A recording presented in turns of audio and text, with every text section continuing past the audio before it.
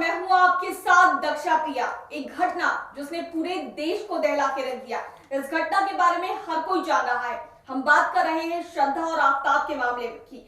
जिस तरीके से आफ्ताब ने श्रद्धा को 35 टुकड़ों में काट दिया और अलग अलग जगहों पर फेंक दिया, इसके बारे में आज पूरा देश बात कर रहा है।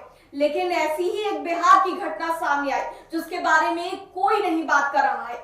जी हाँ, आप ठीक समझ रहे हैं, हम बात कर रहे हैं बिहार के भागलपुर के नीलम यादव की घटना की। जिस तरीके से दो शख्स ने बेरहमी से नीलम यादव की हत्या कर दी, उनको कई टुकड़ों में सरेराह काट दिया और उनके स्तन भी काट दिए। आज इसी पर चर्चा करने के लिए हमारे साथ दो खास मेहमान मौजूद हैं। सबसे पहले मैं इन दोनों मेहमानों का स्वागत करना चाहती हूँ। पहले तो बता दो कि हमारे साथ मौजूद है गुरु रहमान सर, जो कि किसी भी परिचय के मोहताज नहीं है। कई बच्चों का भविष्य बनाते हैं, कई बच्चों का जीवन संवारते हैं और काफी ज्यादा चर्चित शिक्षक हैं। तो इनके बारे में मुझे नहीं लगता कि इनका इंट्रोडक्शन मुझे देने की जरूरत है। और वहीं दूसरी तरफ हमारे साथ मौजूद है रूबरू मिसेस इंडिया बबीता मिश्रा, जो कि देशवा न्यूज की ब्रांड एम्बेसडर भी, और ये भी किसी भी पहचान की मोहताज नहीं है। तो हमारे साथ ये दोनों ही खास मेहमान आज मौजूद हैं और इन दोनों ही मेहमानों का मैं सबसे पहले देशवा न्यूज में स्वागत करना चाहती हूँ। तो सबसे पहला मेरा सवाल रहेगा आपसे सर। देखिए, आप बच्चों का भविष्य बनाते हैं, समाज को अगर समाज निर्माण का कार्य जो है वो आप करते हैं, तो इस तरह की जो समाज में घटनाएं कहीं ना कहीं होती हैं, तो उसको लेकर के आपकी क्या कुछ राय है? देखिए, मैं स्पष्ट रूप से बता दूं कि ये कोई घटना जो इस तरह घटना जो हुई है, इसको हम लोग टीवी पर चिल्ला दें, मीडिया पर चिल्ला दें, नेताओं द्वारा चिल्ला दिया जाए, तो उससे इस तरह घटना पर रोक देने वाली नहीं है। वास्तविक स्थिति यही है कि मैं इतिहास का छात्र भी हूँ और भारतीय संस्कृति और सनातन को बहुत अच्छी तरह से जानता हूँ। तो सबसे महत्वपूर्ण बात यह है कि आज के डेट में पश्चिमीकरण के दौर में इतना ज्यादा हम लोग बहक गए हैं कि आज 6 वर्ष का बच्चा से लेकर 70 साल का बूढ़ा आदमी मोबाइल के बिना नहीं रहता है। जैसे मोबाइल उसकी प्रेमिका हो, मोबाइल उसकी माँ हो, मोबाइल उसकी पत्नी हो, मोबाइल के बिना नहीं रहता। और सबसे बड़ी बात है, मुझे आश्चर्य होती है क्योंकि कोरोना से पहले मैं इसको चकचक मोबाइल के नाम से बोलता था। चकचक मोबाइल में परिचय नहीं था, परिचित नहीं था, लेकिन कोरोना के क्रम में जब मोबाइल मैंने लिया तो मोबाइल में यूट्यूब होता है। यूट्यूब में दुनिया की हर बुराई मौजूद है, हर अच्छाई भी मौजूद है। लेकिन आपको पता होना चाहिए कि जहाँ बुराई और अच्छाई दोनों मौजूद होती है, दिखने में बुराई ज्यादा अच्छा लगती है, इसलिए लोग तेजी से उसकी ओर बढ़ रहे हैं। तो किसी न किसी रूप में भारतीयकरण के जगह पर हमारा पश्चिमीकरण एक बहुत बड़ा फैक्टर है। और सबसे बड़ा फैक्टर है कि आज हम लोग हिंदू, मुस्लिम, सिख, ईसाई, बैकवर्ड, फॉरवर्ड, एससी, एसटी के चक्कर में इतना बढ़ गए हैं कि आज इंसानियत की परिभाषा लोग भुला गए। अच्छा, मैं आपसे एक सवाल करना चाहूंगी। ये बताइए कि आज जो लोग नेता हैं, जो लोग प्रतिनिधि हैं, ये और वो हर बयानबाजी करने चले आते हैं कि हर किसी छोटी छोटी बातों पे बयानबाजी होती है, रोजगार के मुद्दे पे बयानबाजी होती है, लेकिन महिलाओं के साथ हो रहे अपराध पर लगाम क्यों नहीं लगता? उस पे कोई बयानबाजी करने को तैयार क्यों नहीं होती?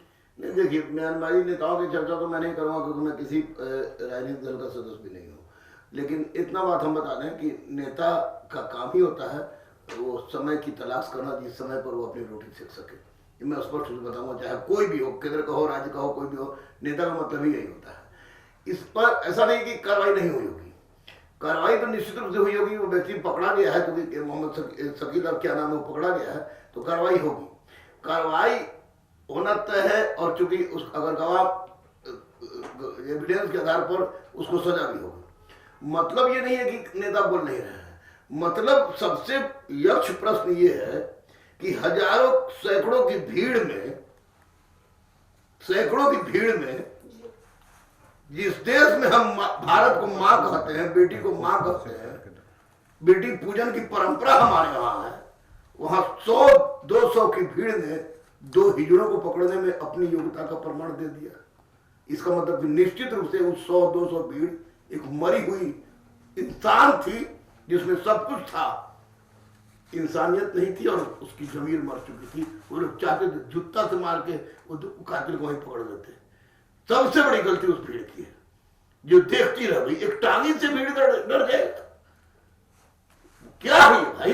एक तरफ आप कहते हो कि गाय, धरती, प्रकृति, नदी, भारत माता की जय कहने में कोई शर्म नहीं होता, किसी को शर्म नहीं होना चाहिए, मैं भी चिल्लाता हूं। एक तरफ एक बेटी की इज्जत सरेआम उसको मारा जा रहा है।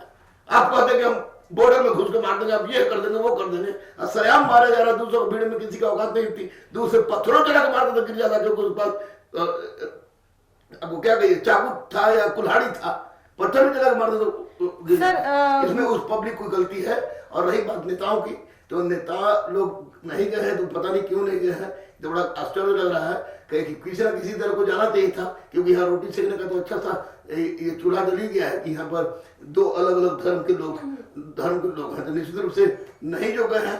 तो आप लिख लीजिए बबीता जी कि जरूर जाएंगे लोग, जरूर जाएंगे, कुशासन के आधार पर जाए, सुशासन के आधार पर जाए, जिस आधार पर जाए। नहीं सर, आज हमारे समाज में स्त्रियों के प्रति हो रहे अपराध पर, चूंकि आप गुरु हैं और बच्चों को शिक्षा देते हैं और वो बच्चे आगे समाज का एक आईना बनते हैं, तो गुरु रहमान की जिम्मेवारी क्यों नहीं बनती? देखिए, एक बात बबीता जी स्पष्ट बता दें कि गुरु की गरिमा तो भारत में इतनी बड़ी है कि उसको गोविंद से ऊपर रखा गया है।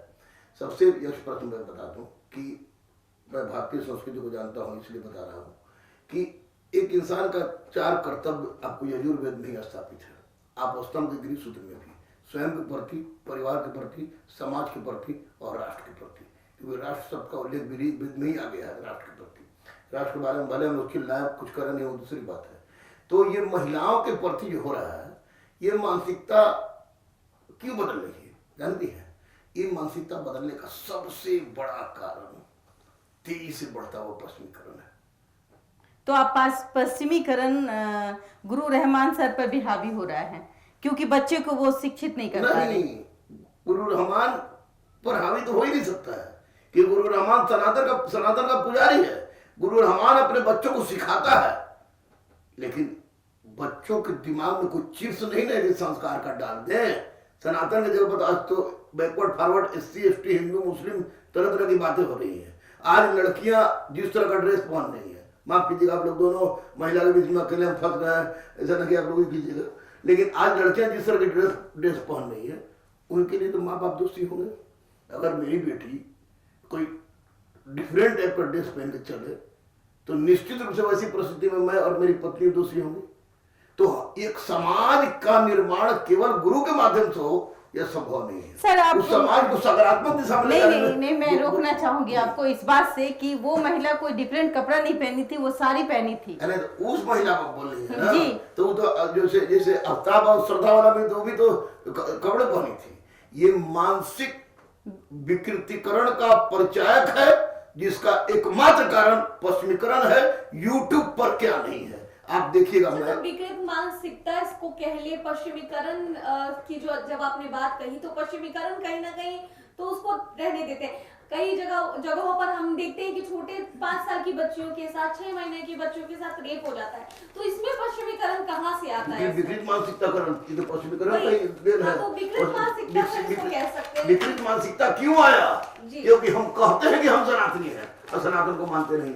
हम लोग कहते हैं फलाना हिंदू धर्म, जबकि हिंदू धर्म नहीं है, हिंदुस्तान में रहने वाला सब आदमी हिंदू है। तो यहाँ पर मानसिक विकृतिकरण लाने में यूट्यूबर का बहुत बड़ा योगदान है। अच्छा, यूट्यूबर की जहां तक बात कही तो एक प्रश्न करना चाहूंगी, जैसे कि सोशल मीडिया पर आजकल कोई भी ऐसा अपराध होता है तो सोशल मीडिया पर काफी ज्यादा वो वायरल होता है, तो क्या तब उसका दबाव बनता है पुलिस प्रशासन पर, तब जाकर गिरफ्तारी होती है, किसी तरह का अनुसंधान लिया जाता है, ये कह ले? नहीं, देखिए यूट्यूबर की दूसरी बात है कि आज कोरोना के बाद यूट्यूबर की दबदबा बढ़ गई। जो न्यूज हम लोग सोचते थे कि 8 बजे देगा फलान चैनल पर, इतने बजे देगा फलान चैनल पेपर में देगा, तो आज इतने यूट्यूबर हो गए हैं कि अगर गलती से हवा भी उड़ गया कि गाय ने बकरी के बच्चा को जन्म दिया तो भी पूरी तरह से वायरल हो जाएगा। तो निश्चित रूप से यूट्यूबर की भूमिका इसमें रहती है कि वो घटना को बहुत तेजी से फैलाते हैं और मीडिया का दबाव पड़ता है। मीडिया चौथा स्तंभ है, इस कार्यपालिका व्यवस्था का, न्यायपालिका, उसके बाद चौथा स्तंभ मीडिया ही है। तो वैसी परिस्थिति में मीडिया का ये परम कर्तव्य बनता है, धर्म बनता है कि उन बातों को सामने रखे और उस समय तक उठाता रहे जब तक कि कातिल को सजा नहीं मिले। लेकिन कभी कभी मीडिया, अब सुनिए मेरी बात सुनिए, मैं सब समझ रहा हूँ। यूट्यूब से बहुत कुछ हम लोग पढ़ते हैं, सही बात जानते हैं। यूट्यूब से गंदी बातें भी तो लिखी होती है। जडेजा मर गया और दिखा रहा है कि सारे इंडियन टीम के खिलाड़ी रोते हुए उनका थंबनेल लगाता है, आजकल थंबनेल लगाता है। उसके बाद अब जडेजा मर गया, खोल के पूरा वीडियो सुनिए कि दर्द होती है भाई जडेजा को हम लोग देखे खेलते, तो सुनिए तो पता चला कि किसी गांव में जडेजा नाम का खिलाड़ी रहता तो उसकी मृत्यु हो गई। हमने कहा क्या है स्त्री के लिए, पुरुष के लिए। मैं तो 76 ब्रांड का आदमी हूँ और आपको बता 76 ब्रांड का आदमी होने के बावजूद भी बहुत सारे यूट्यूब पर ऐसे न्यूज होते हैं जो न चाहते हुए भी हम छुप के देख लेते हैं। ये क्या है? इसका मतलब मेरी मानसिकता समझ दे, मैं पढ़ा लिखा हूँ इसलिए समझ रहा हूँ कि ये गलत है, लेकिन उस गलती को आम लोग नहीं समझेंगे। और नीलम की हत्या एक दरिंदगी है, इसको जाति समाज से बांध के देखने की आवश्यकता है। मैं नीलम जी की हत्या के बारे में, चूंकि वो यादव समाज से आती है, एक बात आपसे कहना चाहूंगी गुरु रहमान जी कि अभी हमारे बिहार में जात पात भी एक मैटर हो गया है। जब भी कुछ होता है तो जात पात पे हम लोग आ जाते हैं, हिंदू मुसलमान पे आ जाते हैं, लेकिन अशिक्षा भी वो एक कारण हो सकता है किसी की हत्या करने का। मैं ये आपसे जानना चाहती हूँ कि आज यादव की बहू और बेटियां सुरक्षित है या नहीं, सुरक्षित है? आज जो नीलम देवी जी के साथ हुआ, 10 टुकड़ों में काट दिया गया, उसके स्तन को काट दिया गया, कहां तक जायज है? और इस पे जो हमारे नेतागण हैं वो बोलना नहीं चाहते, मुंह में ताला लगा लेते हैं, और जब बात आती है चुनाव की तो हिंदू मुसलमान करते हैं। ये कहां तक जायज है? देखिए, बिल्कुल आपकी बात से मैं 1% भी सहमत नहीं हूँ। इसलिए सहमत नहीं हूँ कि बार बार अपने यादव सब का प्रयोग किया कि यादव बोलता में है, यादव की शक्ति बड़ी है। बेटी मनुस्मृति में भी कहा गया है कि बेटी का कोई न धर्म होता है न जात होता है, बेटी भूमि है और भूमि जिसकी रहती है उसी की होती है। लेकिन अभी के परिवेश में आप बोल रही हैं कि अगर इसको धर्म के आधार पर देखा जाए कि एक मुसलमान ने एक हिंदू को काट दिया, तो इसको फैलाएगा जो नेता, तो सांप्रदायिक दंगा कारण बनेगा कि नहीं बनेगा? आप स्पष्ट से बोलिए, बनेगा कि नहीं बनेगा? ये तो सद्बुद्धि है ईश्वर का। तो हम क्यों नहीं बात करें? जब अगर हिंदू अगर कोई युवक किसी मुसलमान महिला को काट देता, तो क्या ये सांप्रदायिकता नहीं होती?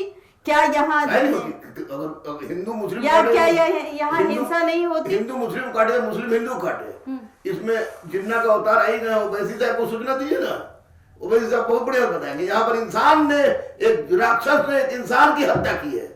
हिंदू और मुस्लिम की हत्या नहीं हुई, एक इंसान की हत्या हुई है। और इंसान की हत्या करने वाला कौन है, उसको किसी जातीय धर्म में बांध के देखने से ज्यादा जरूरी है कि उसको एक राक्षस योनि में रखा जाए और उसको उस तरह की सजा दी जाए, उस तरह की सजा दी जाए कि आने वाली पीढ़ी में किसी की औकात नहीं होगी किसी की बेटी पर नजर उठा के देखने, काटने की तो बात दूर की है। हमारे कानून में लोचा है, कानून में लोचा है निश्चित रूप से, और हमारा समाज विकृत अवस्था में चला गया है। हम जादव की बेटी, मुसलमान की बेटी, राजपूत की बेटी, भूमिया की बेटी, ब्राह्मण की बेटी, बनिया की बेटी कहेंगे कि हम बेटी कहेंगे। जब भारत को मां बोलते हैं तो फिर बेटी को बेटी बोलने में हमको शर्म कहां? यहाँ निश्चित रूप से कुकर्म है, एक ऐसा अक्षम्य अपराध जिसके लिए कड़ी से कड़ी सजा अविलंब देना चाहिए।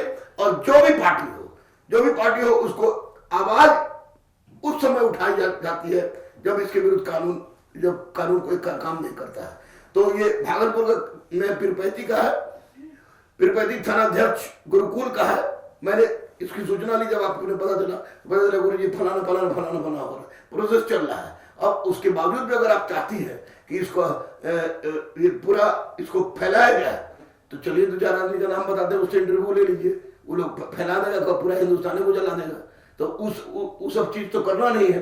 करना है कि इस तरह का घटना न घटे, इस तरह की मानसिकता और लोग को भारतीय समाज और संस्कृति में कहीं जगह न मिले, और चाहे शकील हो, चाहे रमेश हो, चाहे रहमान। हम किसी जाति धर्म के विशेष पे नहीं कहना चाहेंगे। देशवा न्यूज किसी जाति धर्म विशेष और हिंदू मुसलमान की बात नहीं करता, लेकिन ऐसे लोग जो समाज का कीड़ा बने हुए हैं, क्या उसको इस समाज में रहने का अधिकार है? अरे बिल्कुल नहीं भैया, बिल्कुल सवाल नहीं उठता। कैसे रख रहे हो? बताइए ना, 10 टुकड़ा, आफ्ताब ने तो 35 टुकड़े, यहाँ भी अब एक कांड हो गया कि वो 10 टुकड़ा, ऊपर से एक माँ जिस कोख से जन्म देती है बच्चे को, उस कोख में ही उसको मार दिया जाए। बेटी पैदा नहीं करने की इजाजत हो, उस माँ को अब यही ना सोचना होगा कि अब हम बेटी पैदा नहीं करेंगे। माँ के सोचने से बेटी पैदा करना छोड़ देगी। बिल्कुल, कहीं ना कहीं अब हमें लगता है कि जो हमारा समाज है वो विकृत मानसिकता के आधार पर चल रहा है। नहीं, मैं इसको नहीं मानता। समाज विकृत हुआ है, समाज में गंदगी बढ़ी है। 21वीं सदी के नाम पर हम लोग लंगटे घूम रहे हैं। इस विकृत तथ्य को हटाना होगा, एक नई व्यवस्था लानी होगी, कानून की परिधि में ही रहकर एक ऐसी व्यवस्था लानी होगी कि लोग सपना में भी न सोचे। आज पास्को आया तो आपको पता है, इससे अपराध का रेट घटा है, नाबालिग बच्चों के साथ छेड़छाड़ का। लेकिन आज भी पॉस्को एक्ट को कहीं ना कहीं लोग सिरे से खारिज कर देते। क्या होगा, इसके साथ छेड़छाड़ कर लेते हैं, इसके साथ कुछ हो जाएगा, नाबालिग लड़की के साथ रेप कर लेते हैं। ऐसी समस्याएं आए दिन देखने को मिलती है। क्या हो लगा बोलता है तो खैर वो आदमी नहीं है, क्योंकि एक इंसान की सबसे बड़ी विशेषता होती है कि उसको पता होता है कि आग छुएंगे तो हाथ जलेगा, नहीं बर्फ छुएंगे तो ठंडा लगेगा। इसके पीछे का रीजन बताइए कि कहीं ना कहीं आप इस बात को मानते हैं कि सोशल मीडिया पे जो बेरोजगार बैठते हैं, कहीं ना कहीं सोशल मीडिया इसका जिम्मेवार है?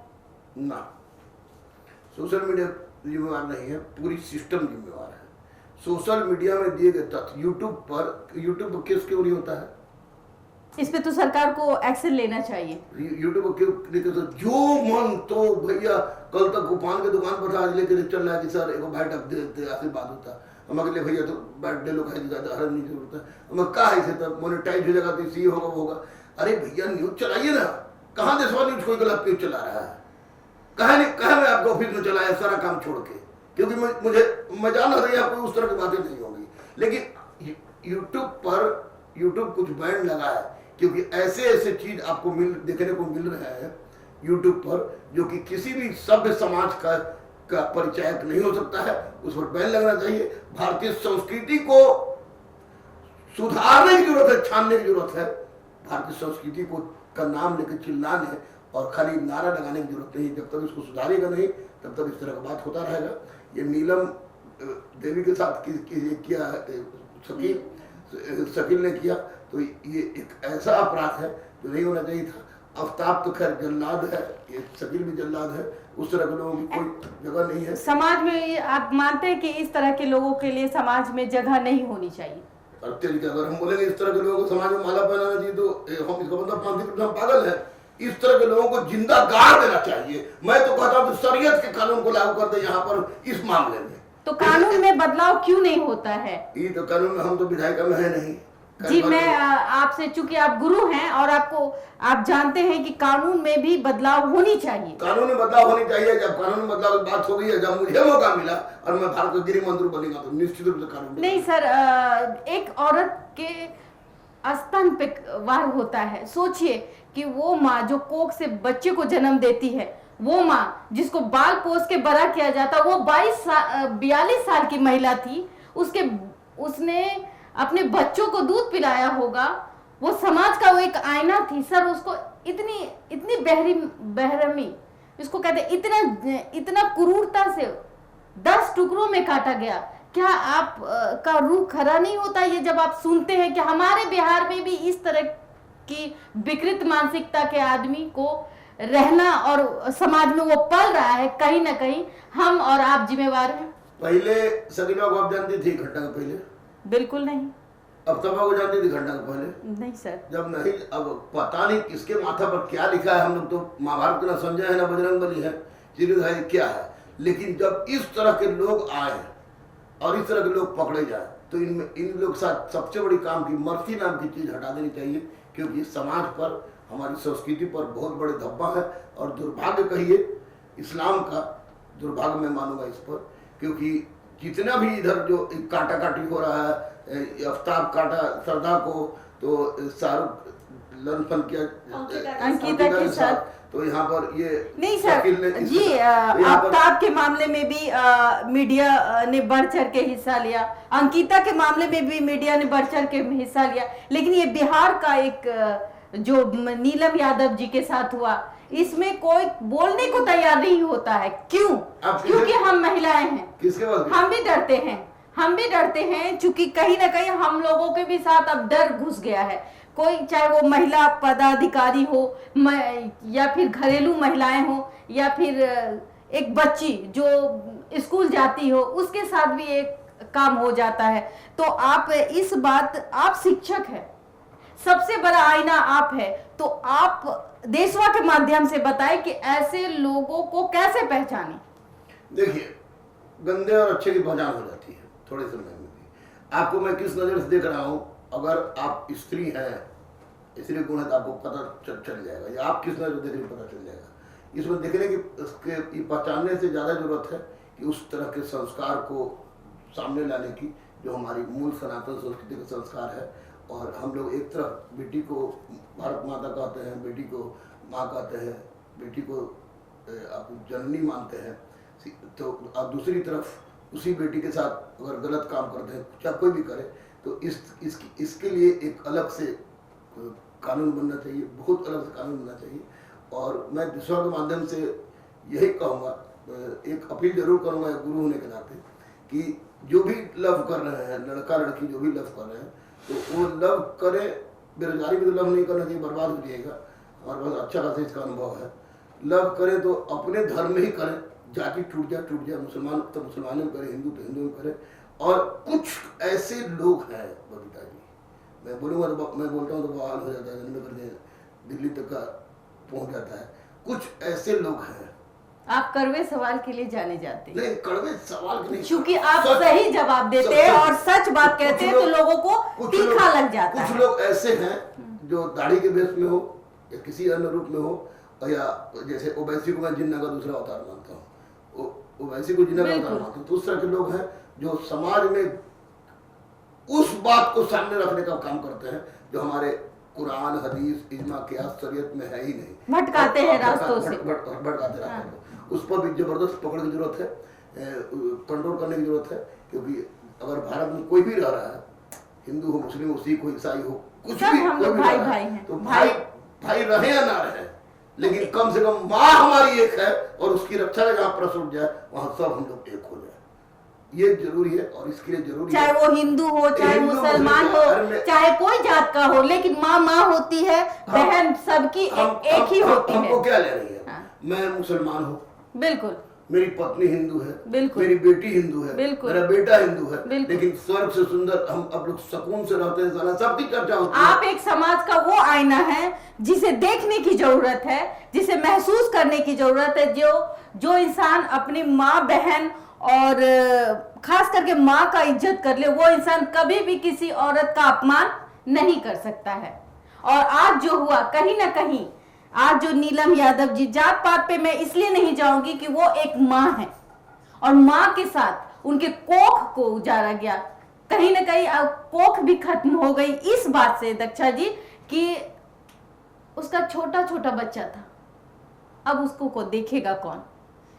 मानते हैं आज शकील को सजा हो जाएगी, लेकिन सजा तो सही माना जाए तो रहमान सर उस बच्चे के साथ हुआ, अब उस बच्चे का क्या होगा?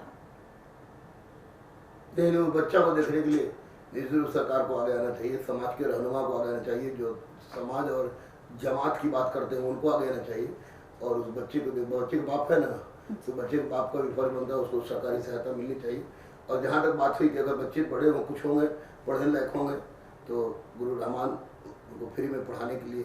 तो आप अभी देशवा के माध्यम से देखिए आप और महसूस कीजिए कि कितने भावुक हैं और नीलम यादव जी के बच्चों को फ्री ऑफ कॉस्ट पढ़ाने की बात पढ़ाई करें। लिखाई उनका ये कीर्तन किताब कॉपी सब टोटल। तो देखिए किस तरीके से गुरु रहमान सर ने ऐलान किया है आज देशवा न्यूज पर कि जो घटना हुई है भागलपुर में, जिस तरीके से नीलम यादव के टुकड़े टुकड़े कर दिए गए, सरे रहा और उनके स्तन भी काट लिए गए, ये एक बड़ी घटना और विकृत मानसिकता है, जैसा कि हमें सर ने ही बताया। लेकिन एक बड़ा ऐलान इनके तरफ से किया गया है कि उनके जो बच्चे हैं उनका जीवन भर की जो उनकी पढ़ाई होगी वो free of cost Guru Rahman sir की तरफ से रहेगा। ये देशवा न्यूज पर गुरु रहमान सर ने ऐलान किया है। सर एक और सवाल की तरफ बढ़ते हैं।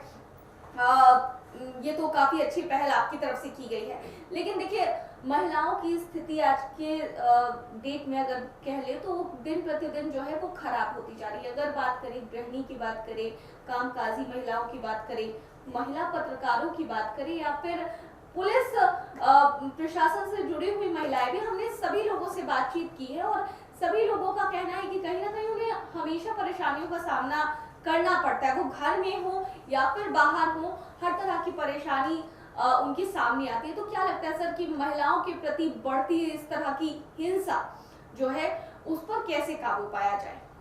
सोच बदलनी होगी, सोच बदलनी होगी और महिलाओं की स्थिति खराब हुई है इससे मैं पूरी तरह से सहमत नहीं हूँ, क्योंकि महिलाएं गुरुकुल में ही अगर 500 का बैच होता है तो पहले 500 का बैच में 1-2 लड़की मुश्किल से नजर आती थी।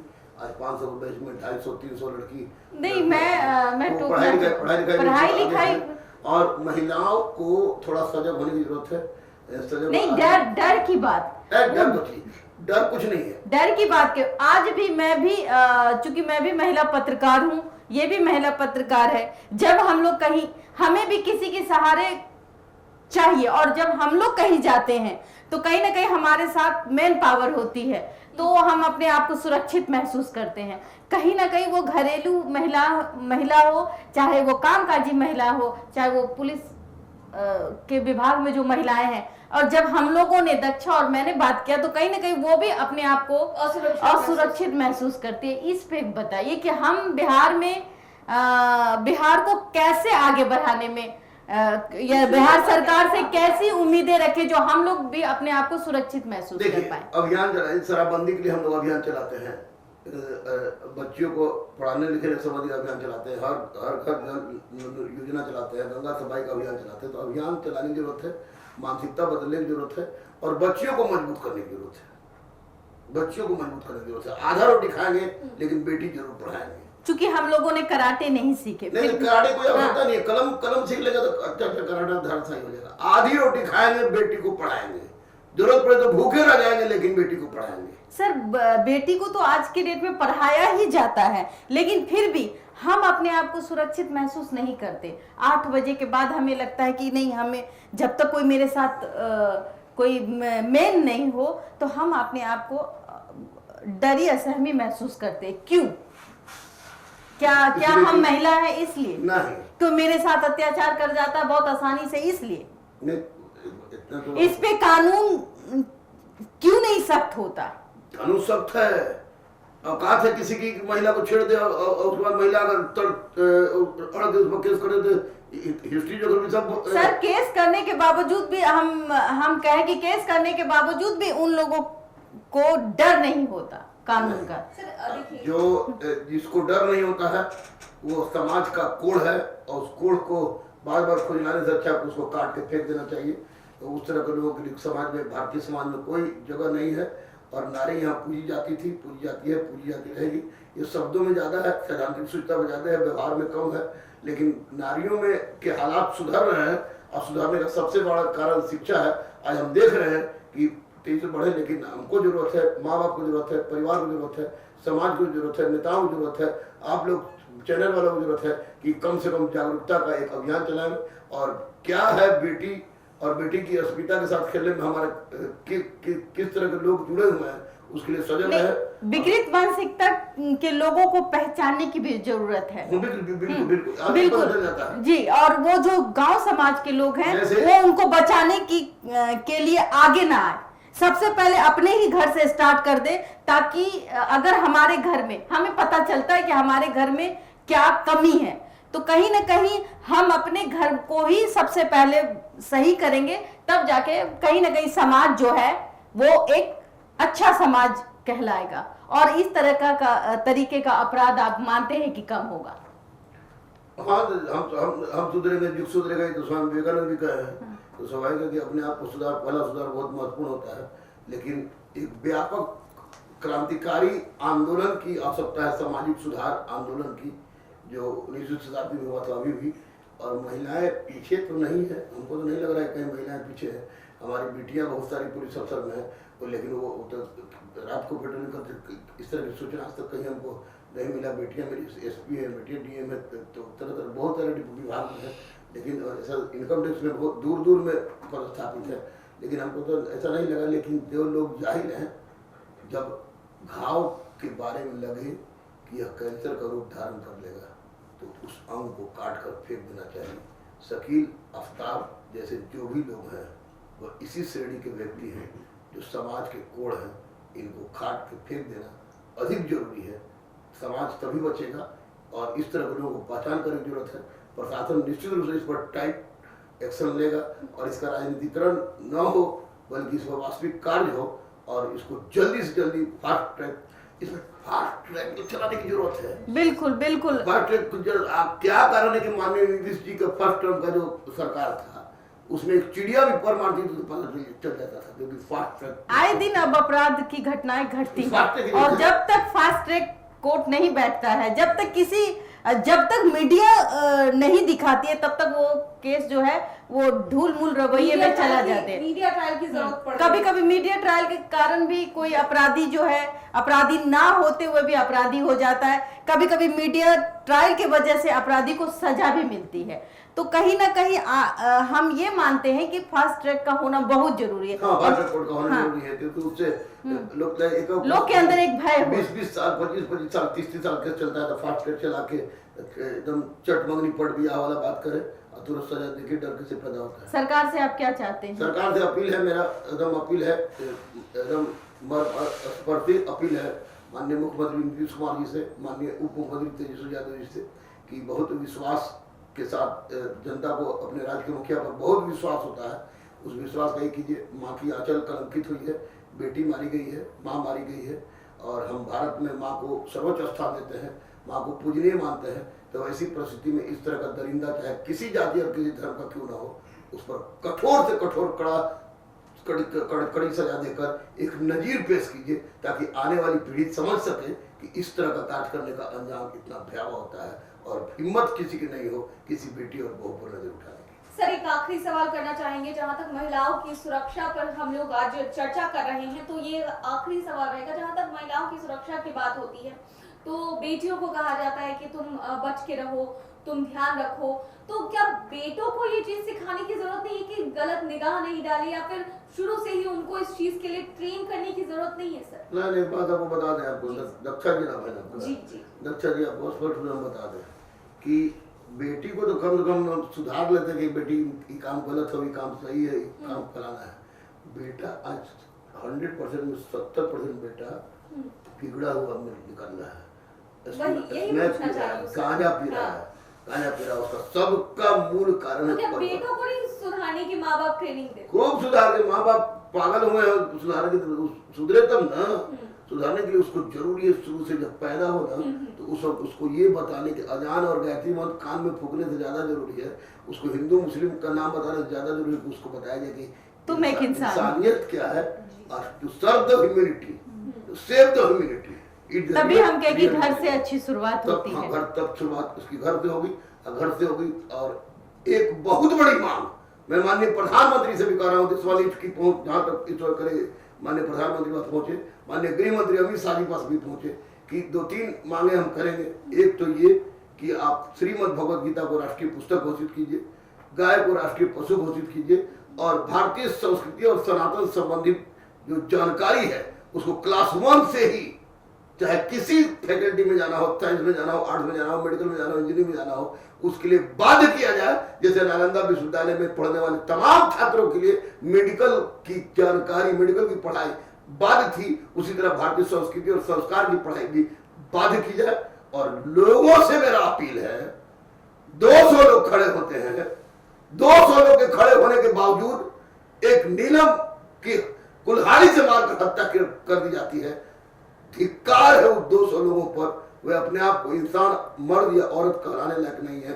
अगर सब दौड़ भी जाते एक आध को और लगता ये क्या कहते हैं कुल्हाड़ी, लेकिन कम से कम उस जल्लाद की अंत हो जाती, तीसरी हो जाती और दूसरा जल्लाद पैदा नहीं होता। बिल्कुल दूसरा जल्लाद के दिमाग में आ जाता कि बिल्कुल आपने सही कहा कि कहीं ना कहीं हम तमाशा देखते हैं और इसका अंजाम नीलम देवी जैसे महिलाओं पर होता है और अत्याचार होता है। वीडियो भी बनाया। हाँ, आजकल एक ट्रेंड चल रखा है कि अगर ये मरेगा नहीं तब तक हम इसका वीडियो बनाते रहेंगे। अगर उसी समय नीलम देवी के लिए किसी ने एक पत्थर उठा लिया होता, एक डंडा उठा लिया होता, तो शायद आज शकील की हिम्मत नहीं होती और ऐसे शकील और ऐसे राम की हिम्मत ना होती कि वो किसी महिला को काट डालता। तो देखिए, खास चर्चा हमारी चल रही थी, हमारे साथ 2 मेहमान जुड़े थे और जिस तरीके से नीलम यादव की हत्या कर दी गई, भागलपुर में 10 टुकड़े कर दिए गए, दर्दनाक मौत है। दर्दनाक मौत अगर कहा जाए, ठीक है आपने, दर्दनाक मौत अगर कहा जाए, जितनी भी निंदा की जाए इस घटना की वो कम है। इस पर चर्चा करने के लिए हमारे साथ 2 और मैं ये भी कहूंगी कि उसको कड़ी से कड़ी सजा मिले। ऐसे इंसान को कड़ी से कड़ी सजा मिले, उसको समझ में आए कि किसी की बहन, बेटी, माँ का इस तरीके से निर्मम हत्या करना कहां, और उसकी रूह कांपे, उसका रूह ये कहे कि अब हम महिलाओं के साथ ऐसा काम कभी ना करें, अल्लाह हो, भगवान हो, हमको माफ करे और हम बिहार को सुरक्षित रखें। चूंकि महिलाएं माँ होती है और महिला के ही कोख से आप जन्म लेते हैं और फिर उसी महिला के कोख को आप अपमान करते हैं। और ऐसे लोगों को घर से ढूंढकर निकालकर आप अपने किसी काल कोठरी में भेज दीजिए ना। कभी था ना एक काला पानी की सजा होती थी ना। अब इन लोगों को, चाहे वो हिंदू करे या मुसलमान करे, ये अलग बात है, जो लोग ये इस तरह का काम करते हैं वो सीधे जाए काला पानी में, वहां पे उसको ऊपर कीड़ा छोड़ दिया जाए, वो ऐसे ही मर जाए। देखिए, आपने बिल्कुल सही बात कही। इस तरह का अपराध जो होता है जब इस तरह का, तो सबसे विशेष ध्यान देने की जरूरत है कि वो महिला हो, पुरुष हो या किसी भी जाति के लोग हो, विशेष धर्म के लोग हो, इस पर टिप्पणी नहीं करना चाहिए। और सबसे बड़ी चीज है कि कड़ी से कड़ी इन लोगों को सजा मिलनी चाहिए, तब जाकर ऐसा अपराध को अंजाम देने से पहले लोग 10 बार सोचेंगे। तो हमारे साथ इसी मुद्दे पर बात करने के लिए 2 खास मेहमान जुड़े थे और जिस तरह की घटना हुई इसकी निंदा जितनी भी की जाए ये काम है और बेहद ही दुर्भाग्यपूर्ण घटना है। जो तरीके से निर्मम हत्या कर दी गई और 10 टुकड़ों में काट दिया गया, ये बेहद ही दर्दनाक है। लेकिन अब उनकी हत्या हो चुकी है और हमारे साथ गुरु रहमान सर भी जुड़े थे, रूबरू मिसेज इंडिया बबीता मिश्रा भी जुड़ी थी और देशवा न्यूज पर गुरु रहमान सर ने यह ऐलान किया है कि अब नीलम यादव के बच्चों की जो भी पढ़ाई होगी अब वो गुरु रहमान सर उसका खर्चा उठाएंगे। देशवा न्यूज में मैं जाते जाते एक गाना गा देती हूँ और वो गाना ये है कि तू हिंदू बनेगा ना मुसलमान बनेगा, तू हिंदू बनेगा ना मुसलमान बनेगा, इंसान की औलाद है इंसान बनेगा। समझिए और अपने समाज को एक स्वच्छ समाज बनाइए। तो हमारे साथ इस खास चर्चा में जुड़े थे गुरु रहमान सर और रूबरू मिसेज इंडिया बबीता मिश्रा। इनसे हमने खास मुद्दे पर चर्चा की। आप दोनों मेहमानों का बहुत बहुत धन्यवाद हमसे जुड़ने के लिए। Thank you so much. सिर्फ खबर दिखाना देशवा न्यूज का मकसद नहीं, देशवा न्यूज की कोशिश है कि समाज की सूरत बदलनी चाहिए।